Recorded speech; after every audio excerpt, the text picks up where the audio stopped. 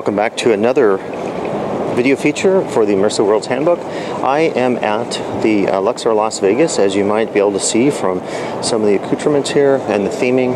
And my purpose here today is to talk a little bit about the issue of retheming, as I've discussed in some of the other video features that have included Excalibur, as well as Paris, Las Vegas.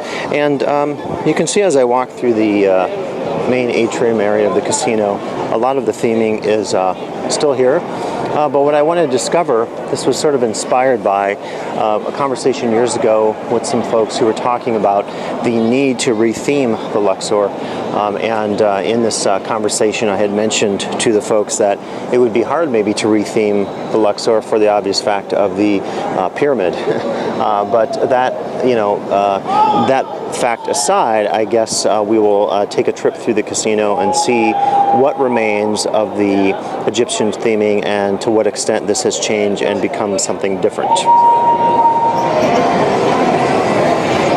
So as I'm walking through the casino, it actually occurred to me that there's very little left in the casino that, at least in this interior space on the gaming floor, that looks like anything Egyptian, anything of the old Luxor that I used to know in the past. So I think it's an example here in the interior. You can see LAX nightclub, public house. There's nothing Egyptian about this, and that does seem to concede the fact that indeed they are going through the process of transforming the casino and making it nothing like the old Luxor we know. With some exceptions, so as we move towards the check-in area, the registration, you can see here on the left the hieroglyphs. So walk through here, and also on the right side, and some of the iconic statuary and so forth that we do associate with the Luxor.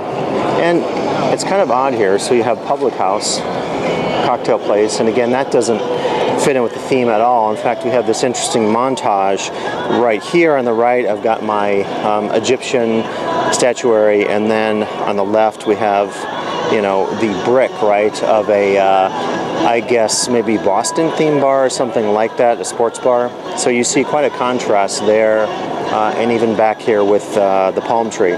So that's a bit of example of a theming contrast. And again, you can see the iconic statues right here. Back towards the registration desk here, we also see more theming. And years ago, there were actually canals, and there was a little boat ride that ran through, I believe is the area here near the front desk check-in. And here we are at the Bazaar Marketplace, which is a area of shops, and you can see here they actually do have some of the Egyptian theming preserved quite extensively with the wall treatments, again the statuary, the iconic King Tut associations that we've come to understand with the Luxor, camels. Again, a lot of empty spaces here, but I don't know if they're planning to retheme this or not, but this clearly does maintain some of the theme that we associate with the old Luxor. And here too, we see the hieroglyphs and also the store named Relics, which offers Egyptian items and Luxor themed items, so we get a bit of that theming preserved at this gift shop. And back here outside the bazaar, you can also see they preserve some of the hieroglyphs and some of the original theming that was applied when the Luxor opened up back in the 90s. And on the ceiling here, we have the Egyptian Ankh symbols as well. So here we see one example of how the theming has changed. They have a new food court that I haven't seen before. Actually not uninteresting for a food court, but it doesn't connect at all to the theme of Egypt and what we saw in the past at Luxor. So one example here of a bit of retheming. And here walking back, of course, we do have an icon of the Luxor that remains, the obelisk out in front of the casino and near the tram area. And then just behind us, of course, we have even more iconic, the Sphinx and the You can just barely see the light of Luxor above it.